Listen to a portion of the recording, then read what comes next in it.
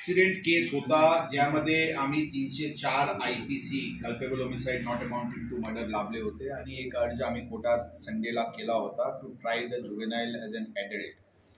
कोर्टाने त्या दिवशी संडेला रिजेक्ट केला होता. काल आम्ही त्यावर अपील केलेली आहे डिस्ट्रिक्ट कोर्टात आणि आज त्याचे भौतिक सुनावणी डिस्ट्रिक्ट कोर्टाला होणार आहे. ही एक अपडेट नंबर 1 आहे. आम्ही पूर्ण ताकदीने आम्ही लीगल बॅटल हे डिस्ट्रिक्ट कोर्टात आमची लढण्याची तयारी आहे की आम्हाला परवानगी टू ट्राय हे जुवेनाइलला ॲडल्ट म्हणून ट्राय करून 304 हे नॉन बेलेबल ऑफेन्स आहे आणि हे हीनस क्राईम जुवेनाइल जस्टिस ॲक्टचे डेफिनेशनचे कलम 2 अन्वय आहे म्हणून ती आमची एक प्रयत्न सुरू आहे. नंबर 2 जे आम्ही सेकंड ऑफेन्स दाखल केला होता सेक्शन 75 आणि सेक्शन 77 जुवेनाइल जस्टिस ॲक्ट अनुषंगाने वडिलांवर आणि पब आणि बारचे मॅनेजमेंट आणि मॅनेजर्स इत्यादी यांवर असे टोटल 5 लोकांविरुद्ध गुन्हा दाखल झाला होता. ती संडेला दाखल झाला होता. त्यामध्ये 3 लोकांना काल रात्री अटक करण्यात आलेली आहे. त्यांना आज कोर्टात प्रोड्यूस करण्यात येईल आणि जे वडील आहे आणि जे एक दुसरा आरोपी आहे त्यांना आज आत्ता ताब्यात घेण्यात आलेली आहे. त्यांना इथे ट्रान्झिटनी आम्ही आणत आहे. आणल्यानंतर अटक वगैरेची कारवाई करण्यात येईल आणि उद्या हे 2 आरोपीला कोर्टात प्रोड्यूस आम्ही करणार आहे. ही आहे हे दोघे केस बद्दल. इतर जे काही एव्हिडन्सचे दृष्टिकोनातून आवश्यक गरजेची गोष्ट आहे ते सर्व करण्यासाठी विशेष पथक नेमण्यात ऑलरेडी आलेली आहे आणि ते युद्ध पातळीवर सर्व CCTV फुटेजेस जे काही ऑनलाईन पेमेंट्स हे एस्टॅब्लिशमेंट्सला कस्टमर्स करून झालेली आहे, किती वाजता झालेली आहे, काय कोणकोणते सामग्री कोणकोणते अल्कोहोल इत्यादीसाठी झालेली आहे ती पण इन्व्हेस्टिगेशन टीम करत आहे. सर जे 2 CCTV फुटेज आतापर्यंत या सगळ्या घटनेतनं समोर आलेले आहेत त्यातलं जे पहिलं जे CCTV आहे ज्यामध्ये जो आरोपी आहे अल्कोहोल तो बारमध्ये बसून मद्यप्राशन करत असल्याचं दिसून येते. यावर एक सध्या टीका होताना दिसते. जर एकीकडे तो मद्यप्राशन करतो दुसरीकडे रिपोर्ट असा कुठला आलाय का त्याचा निगेटिव्ह रिपोर्ट आल्याची माहिती मिळते तशी काय आहे? कोणताही निगेटिव्ह रिपोर्ट आलेले नाही. ब्लड रिपोर्ट पाठवण्यात आलेली आहे.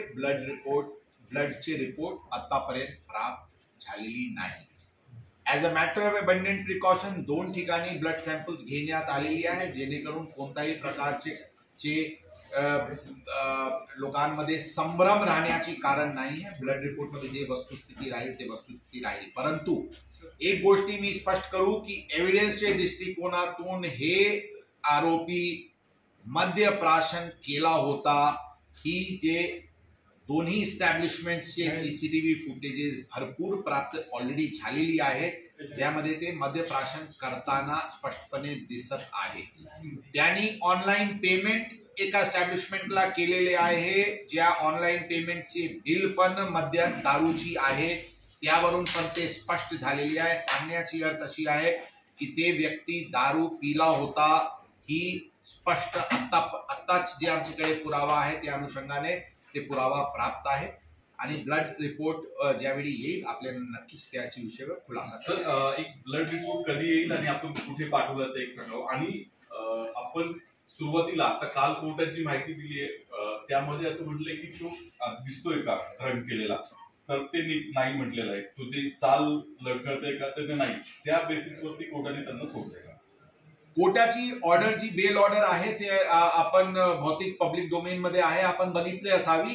त्यामध्ये त्यांनी आरोपी हे एडिक्ट आहे दारूचे अशा प्रकारचे त्यांनी नमूद केलेले आहे आणि एडिक्शन इत्यादी आणि ते ऑलरेडी पब्लिक डोमेनवर आहे. त्याबद्दल मला टिप्पणी करणे काही संयुक्तिक पण नाही उचित पण नाही. परंतु ते आम्ही स्पष्ट करू की संडेला आम्ही 2 ऍप्लिकेशन कोर्टाला मूव्ह केला होता.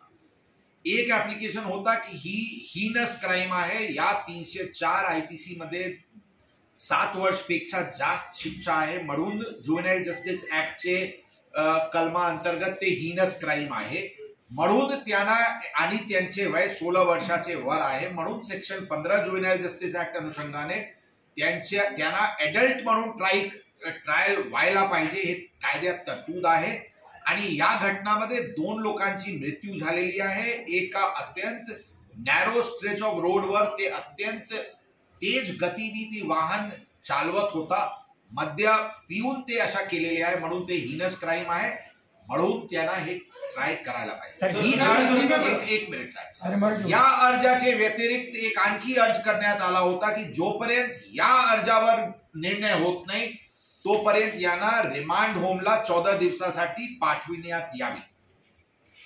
इन्सिडेंटली दोन्ही अर्ज रिजेक्ट करण्यात आली आणि ते चाइल्ड केअर होमला पाठवण्याची जी विनंती होती आमची ती अमान्य करताना त्याने कोर्टाने 2 पानाची ऑर्डर केलेली आहे, ऑलरेडी पब्लिक डोमेन मध्ये आहे. ऑलरेडी त्यावर काल भरपूर प्रिंट आणि इलेक्ट्रॉनिक मीडियामध्ये त्याच्या विषयावर भरपूर चर्चा पण झालेली आहे. त्याबद्दल मला टिप्पणी करणे काय ब्लड रिपोर्ट कधीपर्यंत येईल आणि कुठे पाठवलं आपण? ब्लड रिपोर्ट कुठे पाठवण्यात आलेली आहे ती सांगणे संयुक्तिक नाही आहे, परंतु ते लवकरात लवकर येईल याची प्रयत्न.